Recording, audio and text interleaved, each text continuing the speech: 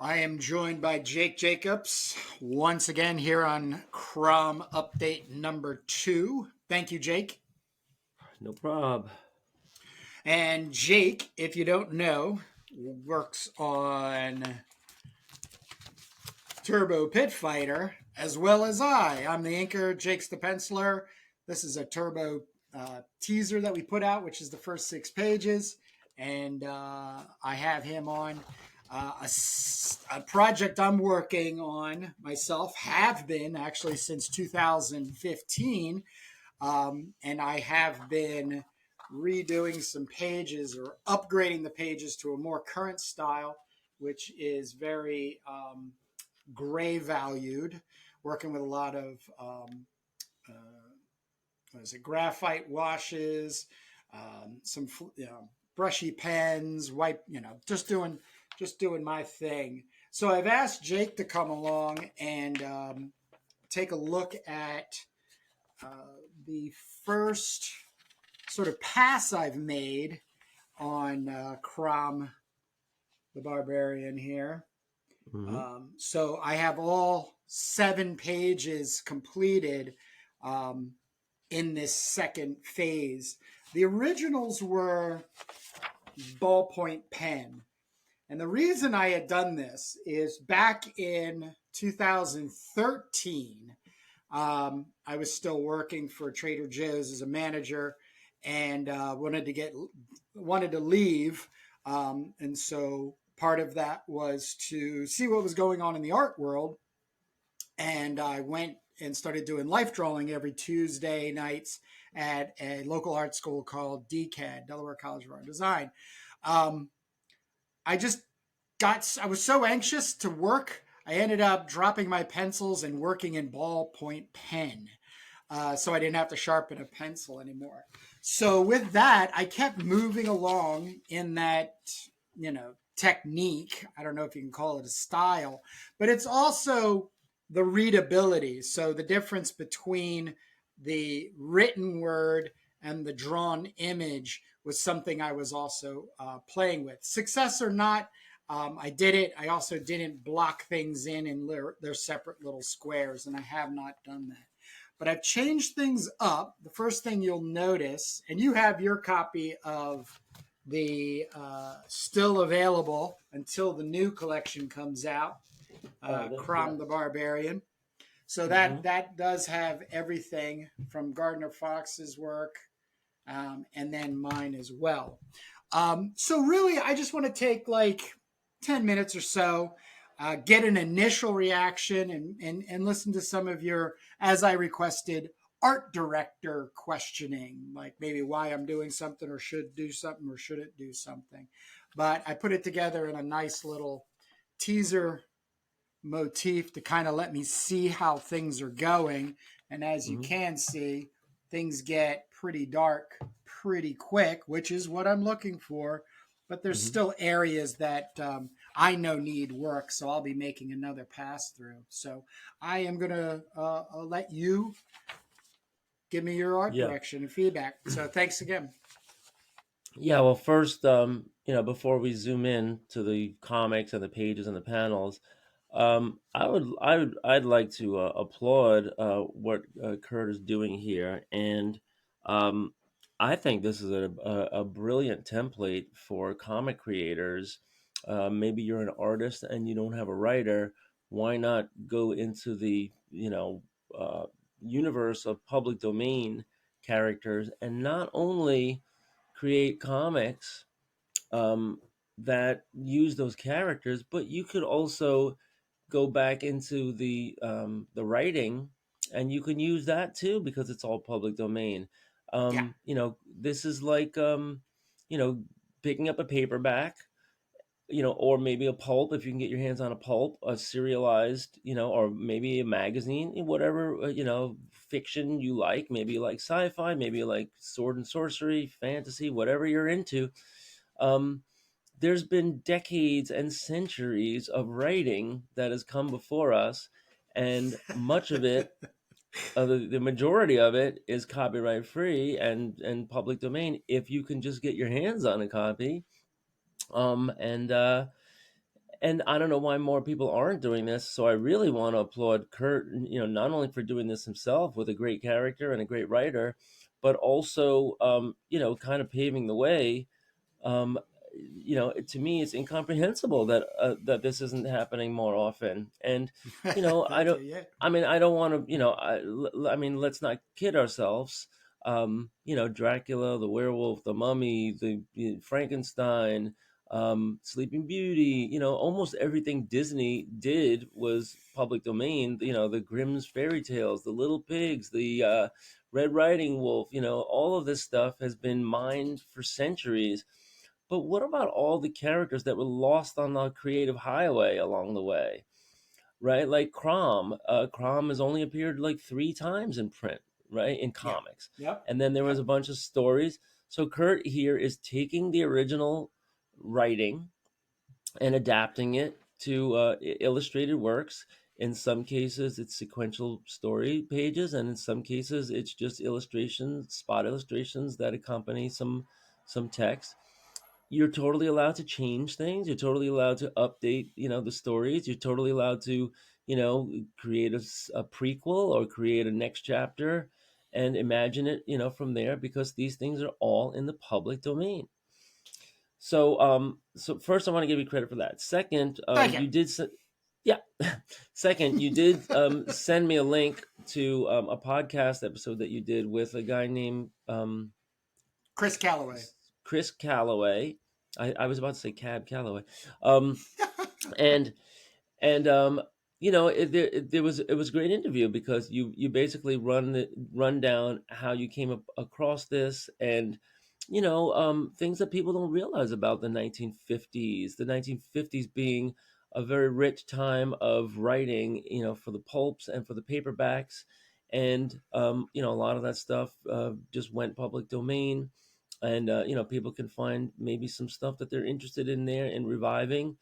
um, and it was also a great explanation of how you get here, with this character, the backstory, Gardner Fox, kind of like taking over on the idea of what Robert E. Howard started in writing, and bringing that into the comics for the first time. What was that? So um now let's get into the critiques. Number one, why is this thing off center? This What's is giving me a tick over here. Is because did it's this get the cut off?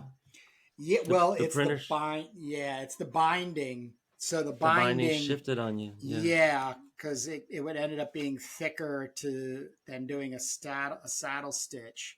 So it Mm-hmm. then I think it shifted me and then trimmed it. I didn't even notice that before. I think I'd Yeah, always I didn't kind of notice. use that spine as a good calibration. But yeah, you're right. Because then when you crease it, it goes from Mm-hmm. there. But So yeah, you're asking me to give like some art direction here. These are my impressions. Anybody that's watching along, maybe you'd go in a different direction, but I haven't really looked through this, so this is going to be first blush. Um, so the first thing that jumps out is the typewriter font, yeah, um, which I don't mind, but sometimes it seems like it is crowding the art. Um, yeah, maybe there's a way to soften that, and even if you're coming in, with some gray tones, and even if you're touching the letters a little bit, I would say, maybe, I mean, it's not so bad here, but yeah, maybe like here on the bottom, like I would take that gray and go up, so it just kind of looks like it is melding together, right? Like it all belongs together. Because right now it looks like these were typewritten and maybe like cut out and pasted up. And you see like this difference here in the background. I don't know. I would try to like marry it somehow a little bit better.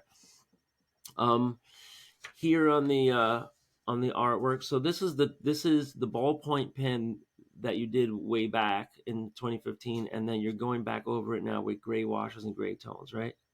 I absolutely just blew this up to 13 by 19, printed it Mm-hmm. out straight black. So it's my line art. And then Right. started working right over the top of it. Basically, the first thing I do is I'll do the liquid masking to be able to, form those well-defined white areas, but then also use the graphite wash to give me that medium gray values, and then start coming in with black brush pens and black color pencil to start doing more black values. Okay. So yeah, so this is like the first page of the story. So Mm-hmm. I always feel like you definitely want to make a splash, and you're using excuse me, using a font here. Um, I'm kind of I'm wishing there was more to this writing here. Maybe there's something you can do to surround it, or maybe there's something you can do to extend it. What I Mm. sometimes do Mm. in with my students is I tell them, I have this whole lesson I have called expanding letters, and what I teach them is, um, if you're doing like a display font, and let's say you have, let me just try to get a blank page here. Let's say you have some letters here, and you just kind of like separate them. So now what you can do is this style called expanding letters, where you're going to thicken them up and thicken them up and thicken them up. And you know when you have like a 50-minute period with a class of kids, you want to keep them busy. And this isn't necessarily busy work, but like, let's say, no, I say go farther. Okay, let's really make it thick. So now we're going to go like this, and now we're going to go like this, right? And thicken it up and thicken it up. And then we keep going and keep going, and they say the rule is, you keep going until you reach the edge of the page, or you're about to bang into another letter, and then at that point you've gone as far as you can go.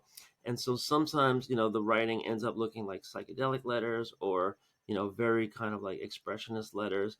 But to me, this might be an opportunity here, if you want to do that, to just, I mean, I don't know, you look like you have like a white halo around it already, so maybe you don't want to mess that up. But I just wish that like maybe it was like tilted a little more, so that this is like splitting the difference here, and it's not kind of knocking into there. um, I also see there's a lot of space here, so maybe the hand kerning could be tighter.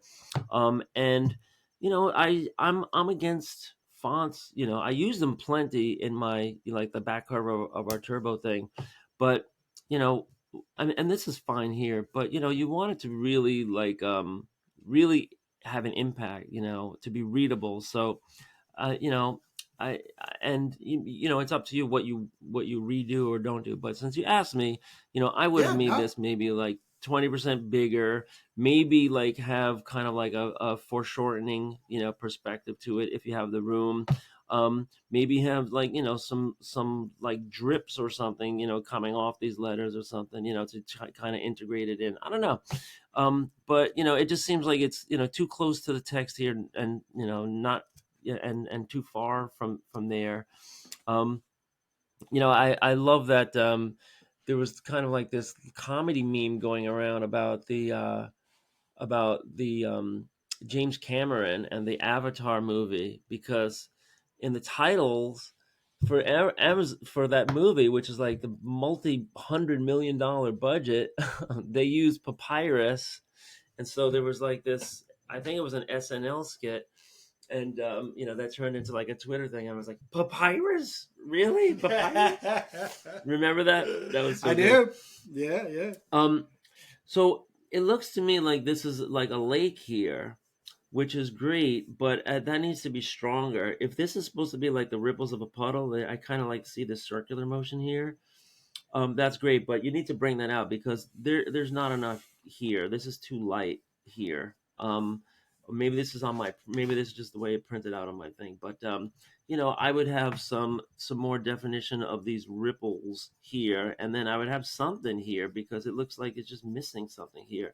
Maybe like, and I always say, like, whenever you're in doubt, just compromise. Cut everything in half. So instead of having like a very very light tone or almost no toning here, go halfway between, here and here, so that it just like is a gradual fade in. But I would definitely, bring that out, just little indications here, because that would really make this, right now you have a page that looks like it's just disappearing and fading into white. And I would rather see that fading into, the ripples of the pond and some light tones, but have some indications here like, no, this whole page is finished. This is a whole, like maybe just some lines here. I think you get the idea what I'm talking about, but Yep. Yep. some lines Thank you. here.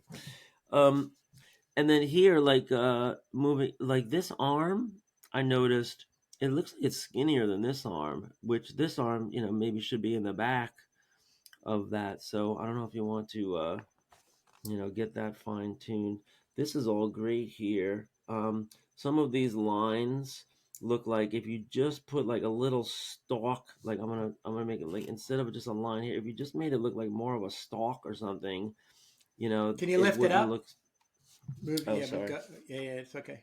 No. No. No. No. No. Right. Just go. Just move up. Just move up. I can't see the bottom. Camera Oh, cuts like off. this. Yep. Yep. Yeah. Yep. Thank you. Okay. Thank you. Right. So yeah, some lines here, they look like a little bit quick. So maybe just go back in and just like kind of integrate these lines. Maybe something a little lateral, like some ivy or something. If these are meant to be bars, that's not too clear. But if these are meant to be like bamboo shoots or something, make them more stalky with like some branches coming off or something like that. Because I'm distracted. I just hate when you can see, the what could be beautiful nature, just turn to just lines. That's distracting to me. So like I say here, I would probably take some very light tones in and just kind of mask this back.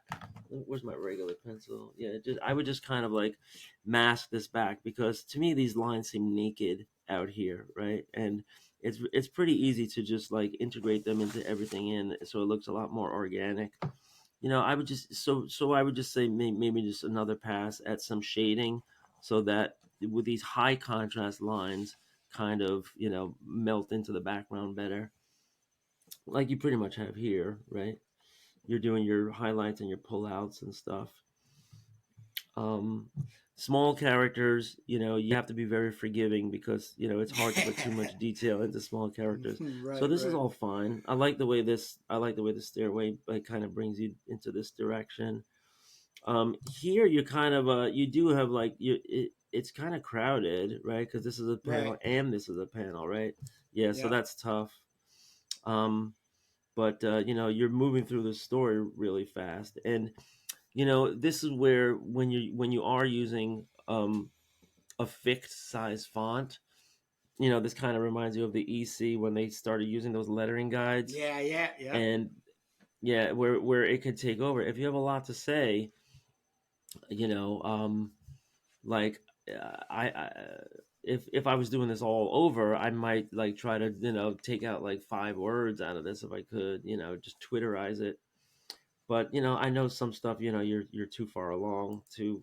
um Here I would feather this in. We spoke about this in the last episode, where it's harsh. Lighting, I always say, like, either take your whites and bring them into the darks, or take your darks and bring them into the lights.